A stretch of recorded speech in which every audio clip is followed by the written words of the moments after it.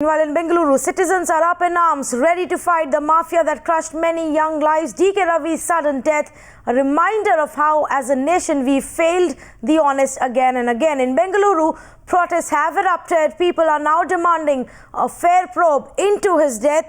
Pooja is joining us. She is at that spot where we're getting you these latest visuals from. Pooja, there is clearly anger amongst the people now. They want a fair probe. They want justice to be delivered. They will not have it that any more of these honest lives are sacrificed like this.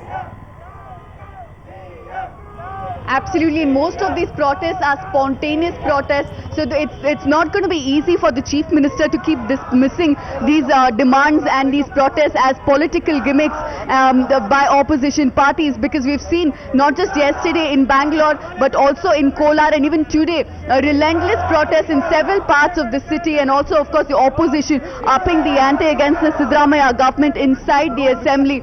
There is a lot of anger, if you see, against the government at the way they've handled this entire episode.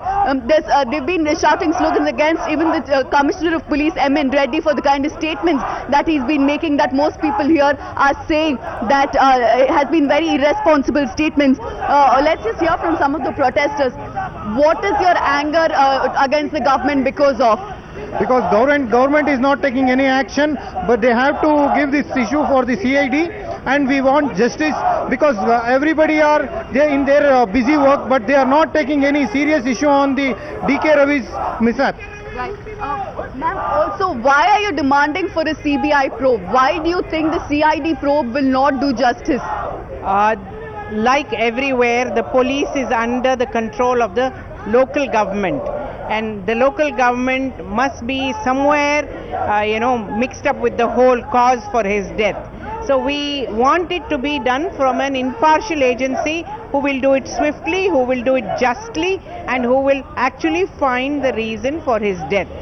So we all believe that somebody who has taken the trouble to fight so much is not going to give away his life so easily. So we need a proper probe which will tell us what is the problem and unearth the reason for his having been, done away with. Absolutely. Also, what do you make out of the fact that several government authorities, including the Chief Minister, has come out and said it's because of personal reasons? Do you buy that argument? No, I won't agree for whatever Chief Minister and the Police Commissioner has told, right? I will disagree with their statement. Basically, right, if you see it out, around from the last, whatever the news which we got it, around in last 15 days back, he has got many threatening calls. And the thing is, after some days, right, so he has, that means there is no chance, that means he is going for a suicide case.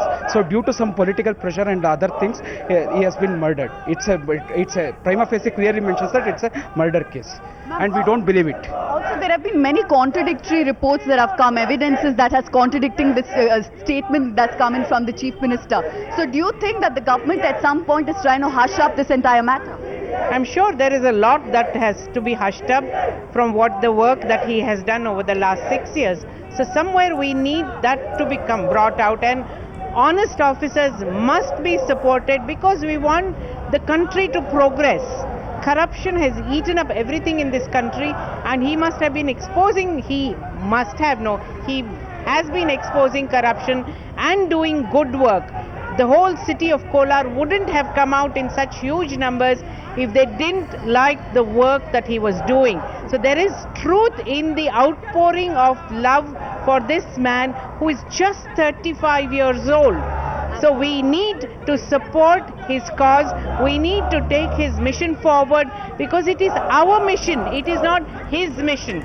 It is the mission of India to be corruption free and to work beautifully for the country. Country above self is what we need to do. We need to get out of this habit of warming our pockets all the time. Eventually, all of us are going to reach the grave, and where is it that we are going to take this money? Absolutely. In Bangalore, it is of course DK Ravi that most of them are asking justice for, but the larger point is, it isn't just him. There have been several other officers who have been targeted for standing up for what they thought to be right, and even till date, several cases are being dragged on. We spoke about Madan Nayak, who was stoned to death in front of his family for standing up to tourists who were indulging in illegal activities. Till date, his family is running from pillar to post, not just trying to get justice for the death of Madan Madan Nayak, but also fighting counter cases that have been charged against the family in itself in this particular case. This is just one more case in point. There have been several other cases that have not reached its logical conclusion.